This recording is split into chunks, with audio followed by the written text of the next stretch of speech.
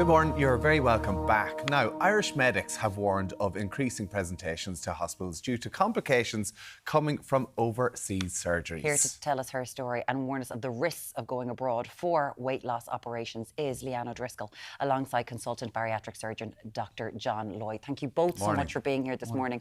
We really appreciate it, Leanne, and we're going to be chatting to you about what happened in just a minute. But first, John, could you just tell us what exactly is bariatric sleeve surgery that we're hearing about so much? So bariatric surgery is weight loss surgery. It's intended for patients who have struggled to lose weight through their own means. The sleeve that Leanne had, which she'll be talking about, is where 80% of the stomach is removed through the keyhole technique. Okay. 80%. 80%. Has it changed? Because you would have thought of the gastric band surgery. Would that have been in the past? But it's all moved on from there. So that's what Joe Public thinks that we do. It's simply a silicone ring that we put around the top of the stomach. But it's actually more involved than that now. It's metabolic surgery to change the metabolism, to change the gut hormones that make you feel hungry. Okay, so Leanne, why did you, because you travelled abroad for this, you went to Turkey, but why did you first of all want to get this surgery? I wasn't happy with the way I looked. I didn't like, when I looked myself in the mirror, I didn't like what I was looking back at. And I was getting very depressed about my weight. And it was just more mentally than anything else. Yeah, to be honest. You took the decision to go have this surgery. I know that there's the cost implications as well. Was that one of the main reasons you decided to go have the surgery done in Turkey as opposed to being here in Ireland? The reason why I went to Turkey is because of the price. Yeah. To be honest, it was a lot cheaper to go over there. Because I paid 2,400 for my surgery. And which here in Ireland, I think was 14,000 at the time.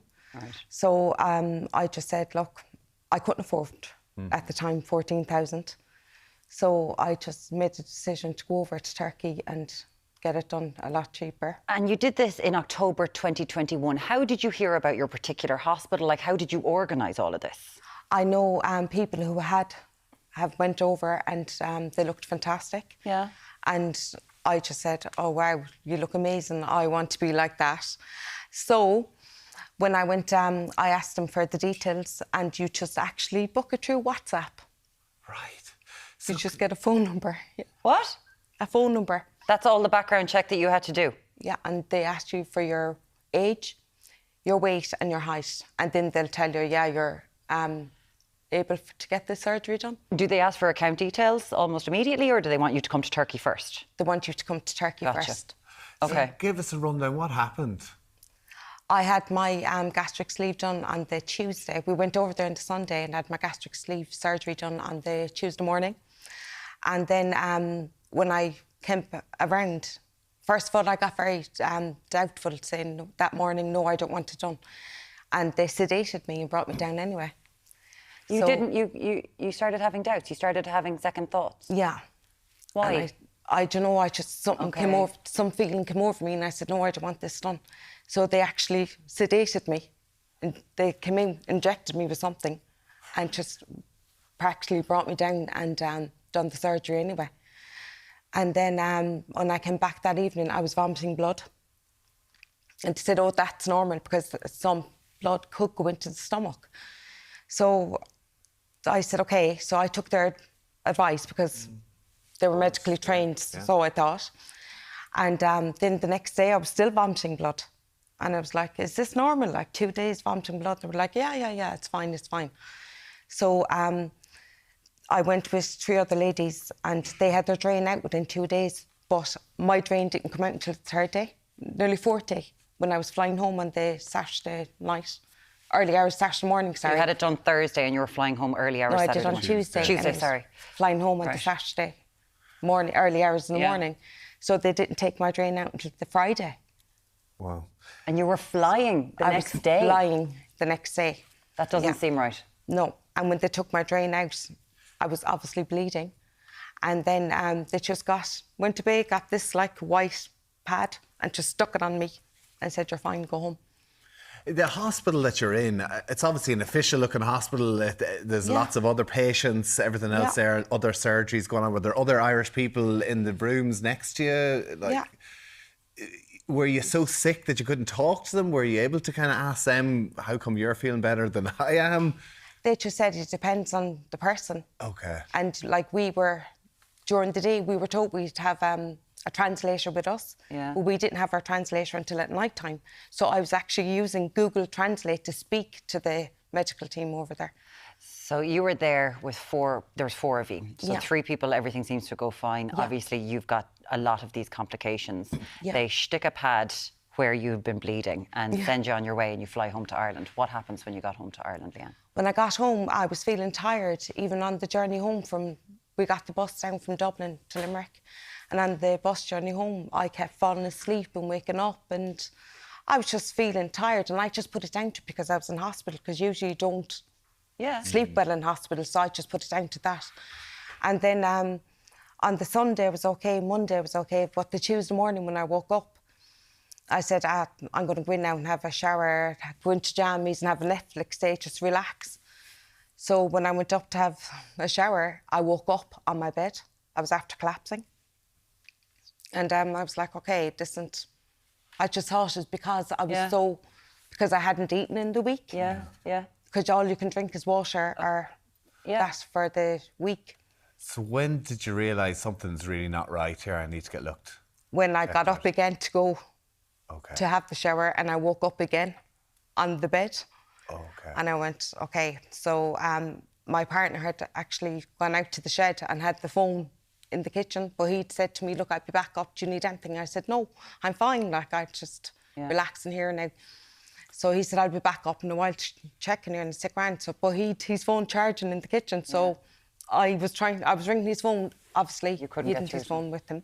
So I rang my sister, and she just finished work. So I asked her to come over to me, and she said, fine. I said, look, I think I'm dehydrated because I'm feeling weak. Yeah. I'm after trying to go into her shower. I collapsed. There's something up. So right then, your sister, fair play to her, said, right, there's something wrong. You look as grey as grey. We need to get you into University Hospital Limerick. Yeah. When you got in there, you were sent straight to resus. Yeah. So you were...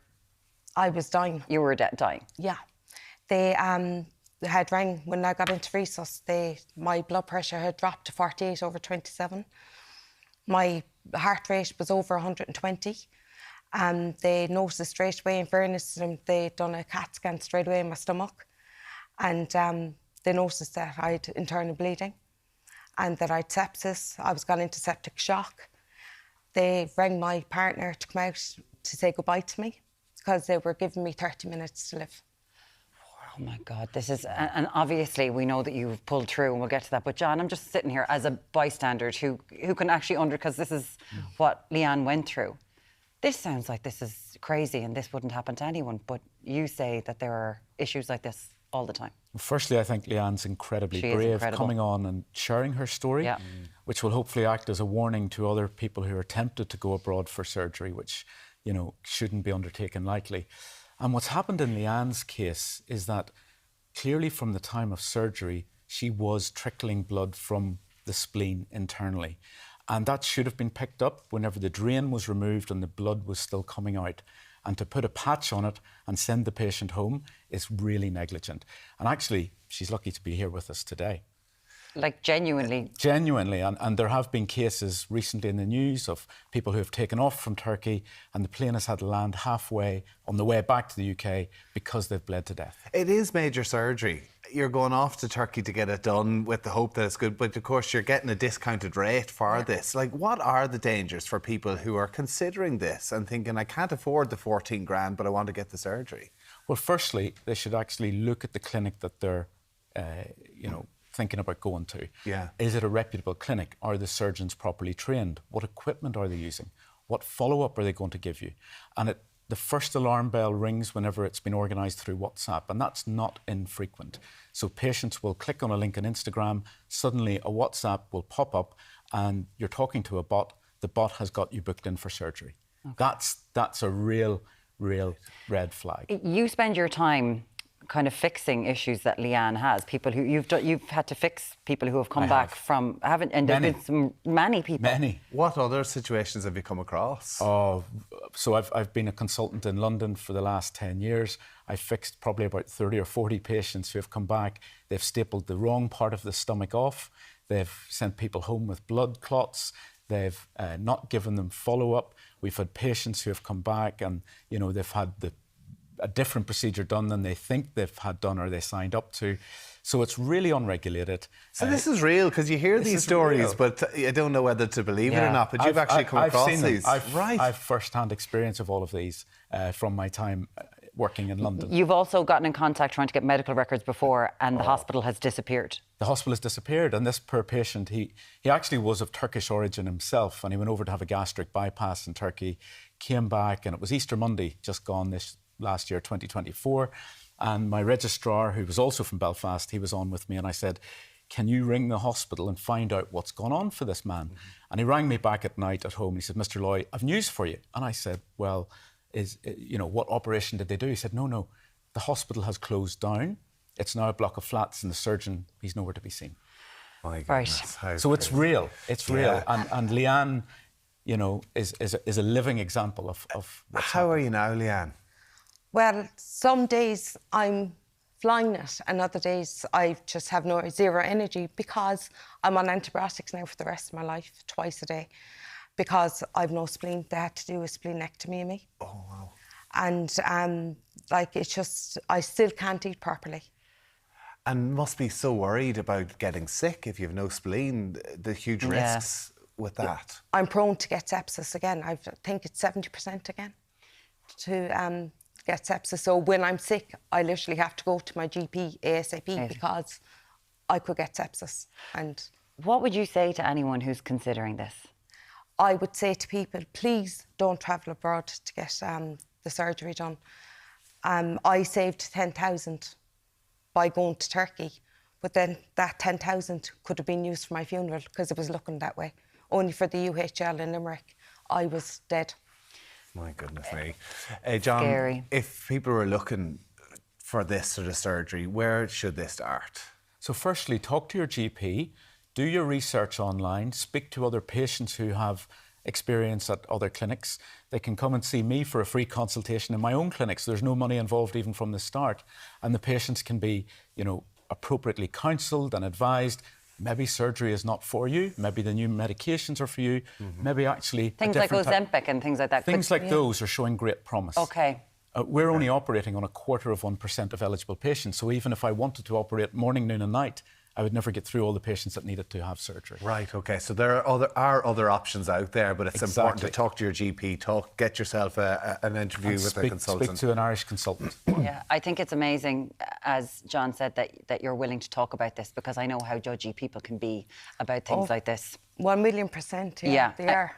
And you're alive. You could have been dead, and let people realise that. It is a pleasure to have you here, Leanne. Thank you so much for having for talking to us. We really do appreciate it. Leanne O'Driscoll and Dr. John Loy, a consultant bariatric surgeon. Thank you both so much for being with us today. Great.